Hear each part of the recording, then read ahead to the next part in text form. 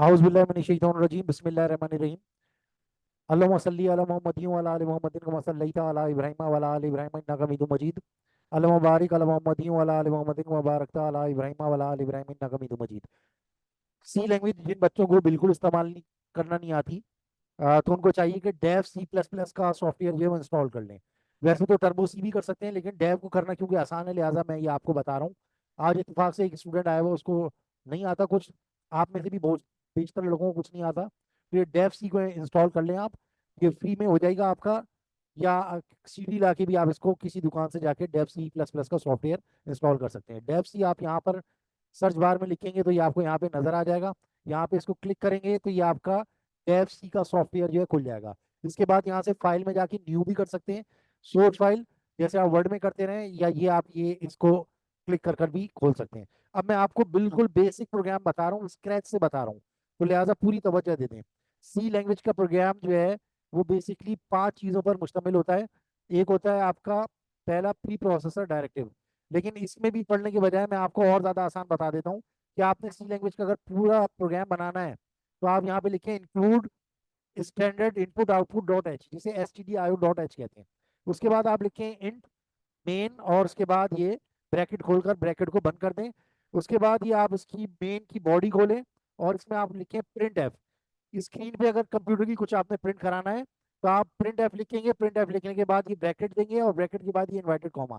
इसके बाद इनके दरमियान में जो कुछ भी लिखेंगे, जैसे आप लिखते हैं अस्सलाम वालेकुम, आई एम अब्दुल बासित। या आपने लिख दिया कि मैं बासित का बंदा हूँ, यानी कि बासित अल्लाह ताला का नाम है। अब्दुल बासित मतलब अल्लाह का बंदा हूँ। यानी बासित अल्लाह ताला का सिफाती नाम है, उसका बंदा हूँ, ये आपने लिख दिया और यहाँ पे लगा दिया सेमी कॉलन। ये आपका एक प्रोग्राम जो है तैयार हो चुका है। अब आप इसको सेव कर लेंगे। आप क्या कर लेंगे? सेव। सेव एज करेंगे। सेव एज करने के बाद आप यहाँ पे लिख दें फर्स्ट फर्स्ट डॉट सी। आप इसको सीपीपी करेंगे तो ये सी प्लस प्लस का प्रोग्राम कंसीडर होगा, और डॉट सी करेंगे तो सी का प्रोग्राम कंसीडर होगा। तो लिहाजा आप इसको करें डॉट सी। या आप जब कर देंगे तो ये प्रोग्राम भी आपका सेव हो जाएगा। अब ये प्रोग्राम सेव हो गया, लेकिन अभी ये कंपाइल नहीं हुआ है और रन भी नहीं हुआ है, तो लिहाजा आप एग्जीक्यूट में जाएंगे। पहले इसको आप कंपाइल करें फिर रन करें। मैं टाइम बचाने के लिए कंपाइल और रन एक साथ कर रहा हूँ। तो ये मैंने कंपाइल और रन किया तो ये प्रोग्राम चला, और ये देखें जो आपने प्रिंट एफ में लिखा था माय अस्सलाम वालेकुम आई एम अब्दुल बासित, देखें ये लिखा हुआ एज इट इज आ गया। अब अगर आप चाहते हैं कि एक लाइन के बाद लिखा हुआ है तो स्केप सीक्वेंसेस इसमें इस्तेमाल होते हैं। स्केप सीक्वेंसेस क्या है? बैक स्लैश एन है, ये न्यू लाइन डालेगा इसके अंदर, और एक और बैक स्लैश एन देंगे तो 2 लाइनों का गैप देगा, और बैक स्लैश टी देंगे।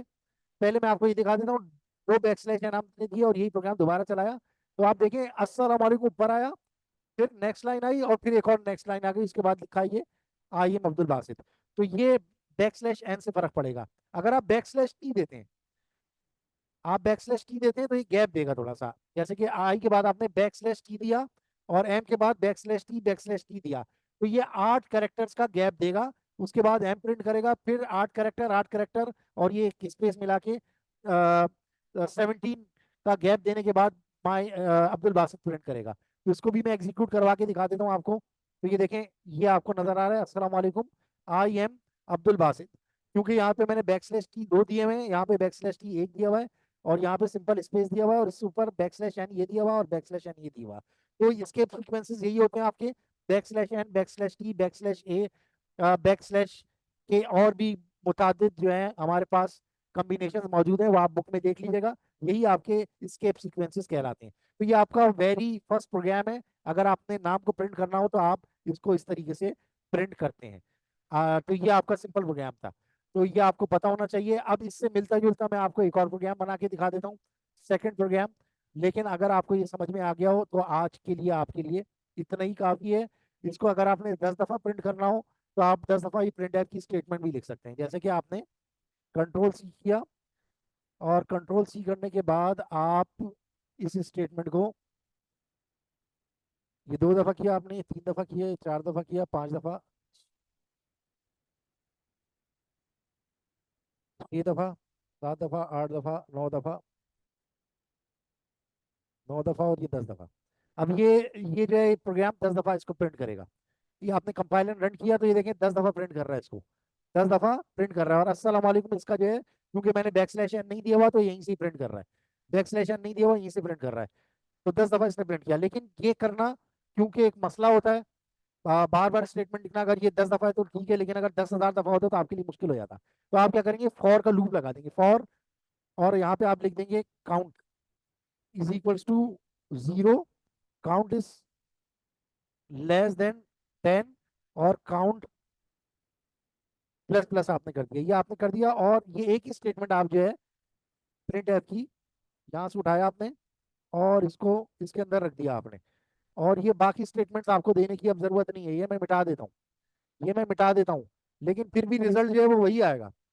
देखिए मैंने एक ही स्टेटमेंट दी है, लेकिन मैंने क्योंकि इसको फॉर लूप में दे दिया, और फॉर लूप जो है वो 10 दफा चलेगा, 0 से शुरू होगा और चेक करेगा कि काउंट जो है वो 10 से छोटा है कि नहीं है। तो क्योंकि ये 0 से शुरू हो रहा है तो 0 10 से छोटा होता है, तो ये इस बॉडी के अंदर आएगा। इस बॉडी के अंदर ये बॉडी कब तक चलेगी, और की बॉडी कब तक चलेगी, जब तक कि ये आपकी जो कंडीशन है सेमी कॉलन के बाद जो आपने दी हुई है, ये जब तक ट्रू है ये चलता रहेगा।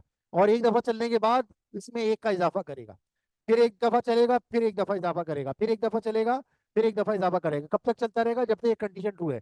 पहले काउंट की वैल्यू 0 होगी, उसके बाद एक दफा प्रिंट करेगा, और एक दफा प्रिंट करने के बाद फिर ये यहाँ पे आ जाएगा। आप इसको इस तरीके से समझ लें, ये 1 ब्लॉक है इसका, उसके बाद ये इसका 2 ब्लॉक है, उसके बाद ये इसका 5 से लेके 7 तक ये 3 ब्लॉक है, और उसके बाद ये इसका 4th ब्लॉक है। तो ये पहले चलता है 1 2 3 4, फिर 2 3 4 2 3 4 2 3 4, इस तरह से चलता रहेगा। यानी कि 2, फिर ये 3, और फिर ये 4, इस तरीके से चलता रहेगा। तो पहली दफा काउंट की वैल्यू 0 होगी, 0 के बाद इसको ये एक दफा प्रिंट करेगा, प्रिंट करने के बाद काउंट में एक का इजाफा करेगा, काउंट की वैल्यू क्या हो जाएगी, count plus 0 plus 1 is equal to 1। फिर चेक करेगा काउंट जो है वो 10 से छोटा है, 1 इज लेस देन 10 होगा, लिहाजा इस बॉडी में 5 से जो 7 पे मुहित है इसमें ये जाएगा, और क्या करेगा, ये एक दफा और चला देगा। फिर क्या करेगा, काउंट की वैल्यू जो कि 1 थी उसमें फिर +1 कर देगा, काउंट की वैल्यू 2 हो जाएगी। फिर चेक करेगा कि 2 इज लेस देन 10 है कि नहीं है, अगर 2 इज लेस देन 10 है तो ये बॉडी चलाएगा, और फिर दोबारा अकाउंट में 1 का इजाफा कर देगा। काउंट की वैल्यू लास्ट होती है वो 2 थी, 2 + 1 फिर 3 हो जाएगा।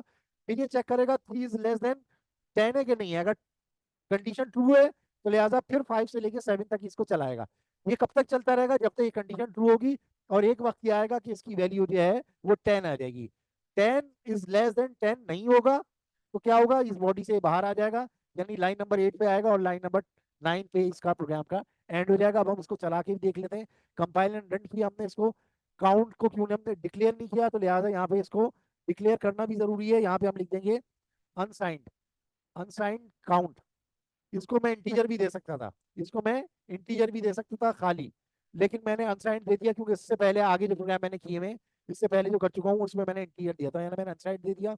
तो देखें वही रिजल्ट आ रहा है, वही रिजल्ट आ रहा है, 10 दफा एक ही स्टेटमेंट को प्रिंट कर रहा है, जो मैं 10 दफा बाकायदा लिख कर या कॉपी पेस्ट करके कर रहा था। तो इससे हमें ये फायदा हो जाता है। तो ये आपका एक प्रोग्राम था जिसमें मैंने आपको लूप भी समझा दिया, और मैंने आपको बता दिया एक प्रिंट एफ स्टेटमेंट लूप के जरिए से किस तरह 10 दफा चलेगी। अब देखें क्योंकि मैंने बैक स्लैश हटा दिया है तो सारे इसमें एक ही के साथ डिस्प्ले कर दिए। अगर मैं चाहता हूँ अलग अलग लाइन में करूँ तो मैं यहाँ पे \n दे दूंगा, और दोबारा जब इसको चलाऊंगा तो ये देखें हर अलग अलग लाइन में इसको प्रिंट करेगा। तो ये हमारा आज का प्रोग्राम था, आई होप कि आपको समझ में आया होगा। अस्सलाम वालेकुम रहमतुल्लाहि व बरकातहू।